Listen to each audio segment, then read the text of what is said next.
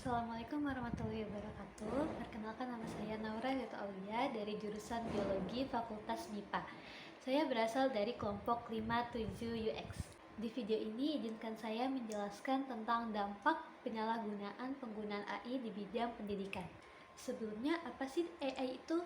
AI atau kecerdasan buatan diperkenalkan oleh John McCarthy pada tahun 1956 dalam acara Dartmouth Conference. Pada konferensi tersebut dijelaskan bahwa kecerdasan buatan adalah bagaimana mengetahui dan memodelkan proses-proses berpikir manusia dan mendesain mesin agar dapat menirukan perilaku manusia. Artificial Intelligence adalah sebagian dari computer science yang mempelajari sistem komputer yang berintegrasi, yaitu sistem yang memiliki karakteristik berpikir seperti manusia. Sederhananya, AI bisa didefinisikan sebagai proses simulasi kecerdasan manusia di sebuah mesin yang sudah diprogramkan melalui sistem komputer. Menurut laporan Google Future of Education yang dirilis oleh Google Indonesia pada 22 Mei 2023, Artificial Intelligence (AI) atau kecerdasan buatan akan membawa perubahan besar dalam dunia pendidikan, termasuk di Indonesia. Santanu Sinha, Wakil Presiden Google for Education, menjelaskan bahwa AI memiliki sejumlah keuntungan dan dampak negatif dalam konteks pendidikan. Beliau mengungkapkan bahwa AI memiliki potensi besar untuk berkembang di masa depan dan membantu dalam digitalisasi pendidikan.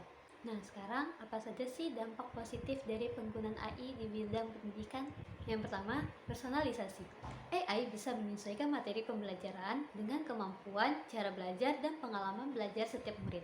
Hal ini membuat setiap murid akan lebih mudah memahami materi dan lebih efektif dalam menyelesaikan masalahnya dalam belajar. Yang kedua, ada voice assistant. Sistem ini memungkinkan murid atau guru dapat berinteraksi dengan AI melalui suara atau verbal. Adanya FA ini membuat murid tidak harus bertanya kepada guru apabila guru sedang tidak ada di tempat. FA akan menyajikan informasi dalam berbagai bentuk, seperti suara, teks, gambar, bahkan video. FA akan membangunkan Anda layaknya alarm, mengingatkan untuk belajar, sampai merekomendasikan buku yang cocok untuk dibaca. Selanjutnya, yang ketiga, penilaian. Sistem AI sudah diprogram akan memeriksa hasil ulangan siswa secara cepat, tepat, dan secara otomatis. Dengan teknologi ini, membuat guru tidak lagi harus mengoreksi hasil ulangan siswa secara manual dan berulang-ulang. Guru bisa berfokus pada urusan lain yang lebih penting. Yang terakhir, administrasi. Selain mengajar dan mendidik anak muridnya, guru juga harus mengerjakan tugas-tugas administrasi di sekolah.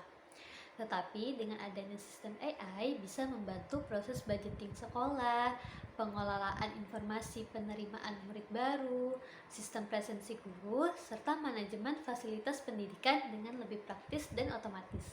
Selain berdampak positif dalam bidang pendidikan, AI juga punya dampak negatifnya loh.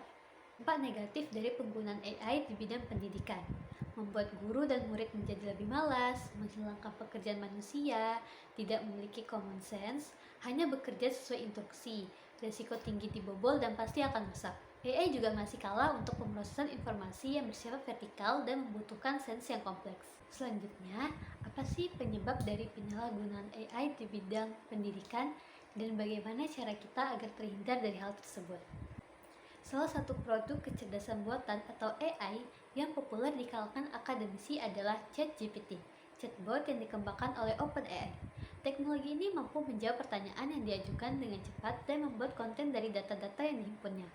Dosen Fakultas Hukum Universitas Gadjah Mada, Dina W. Karyadimejo, beliau mengatakan, hasil ChatGPT merupakan bentuk plagiarisme jika penggunanya tidak menyebutkan sumbernya.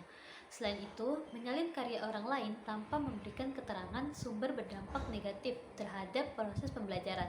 Sangat perlu meningkatkan kesadaran khususnya tentang bantuan AI yang digunakan untuk penulisan karya ilmiah.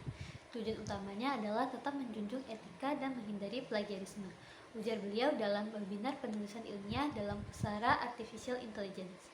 Oleh sebab itu, etika akademik juga harus ditanamkan kepada mahasiswa. Dengan begitu, setiap proses pembelajaran berjalan tanpa kecurangan dan pencurian karya karena menekankan kejujuran akademik.